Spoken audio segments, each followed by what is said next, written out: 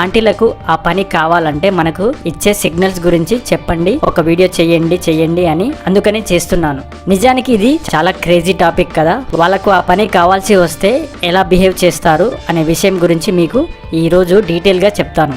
Boys అందరూ చాలా జాగ్రత్తగా వినండి, మీకు చాలా అవసరం వస్తుంది. నేను చెప్పే ప్రతి వర్డ్ని వినండి.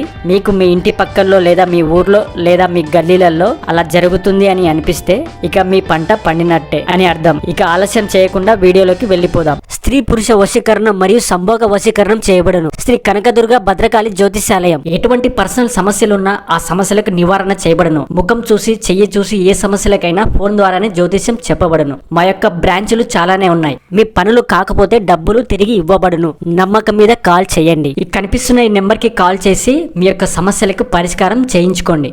మొదటిది అందరికీ తెలిసిన విషయమే, అదే చూపు. నార్మల్గా అందరూ చూస్తారు, కానీ ఆ పని కావాలి అని అనుకునేవారు మాత్రం చూపులలో చాలా తేడా ఉంటుంది.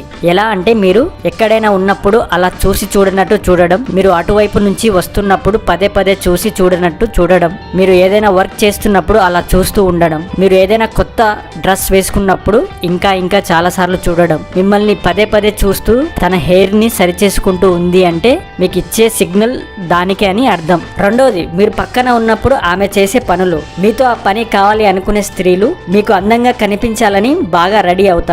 ఇంకా మీరు ఎదురుగా ఉన్నప్పుడు అన్నీ సరిచేసుకోవడం, పక్కన ఎవరు లేనప్పుడు మీరు మాత్రమే ఎదురైనప్పుడు లేదా కనిపించినప్పుడు ఆమె ఇంకా వయ్యారంగా నడవడం, మీరు పక్కన ఉన్నప్పుడు వేరే వారు ఎవరైనా ఉన్నారా లేరా అని చెక్ చేసుకోవడం, ఆమె వేరే వాళ్ళతో మాట్లాడేటప్పుడు మీరు కనిపిస్తే ఇంకా గట్టిగా మాట్లాడడానికి ట్రై చేయడం, ఇంకా ఎవరు లేనప్పుడు మీతో ఏదో రకంగా ఏదో ఒకటి మాట్లాడడం, మరియు మీ గురించి తెలుసుకోవడానికి ట్రై చేయడం, మీకు ఏదైనా సహాయం కావాల్సి వస్తే ఆమె చెయ్యడానికి ముందుకు రావడం, మీరు ఎవరితోనైనా మాట్లాడేటప్పుడు ఏం మాట్లాడుతున్నాడు అని వినడానికి ట్రై చేయడం, మీకు పెళ్లి అయిందా లేక ఎవరైనా లవర్స్ ఉన్నారా అనే విషయం గురించి ఆరా తీయడం, దాని గురించి అడిగి తెలుసుకోవటం, మీ ఊరు గురించి మీ ఇంటి బాగోగులు అడగడం, మీతో సరదాగా మాట్లాడేటప్పుడు ఈ ప్లేస్ అంటే నాకు చాలా ఇష్టం, ఈ సినిమా అంటే నాకు చాలా ఇష్టం, అక్కడికి వెళ్ళి ఉంటే బాగుండేది, ఆ ప్రదేశం చూడడం అంటే నాకు చాలా ఇష్టం అని ఆమె యొక్క ఇష్టాలు చెప్పడం.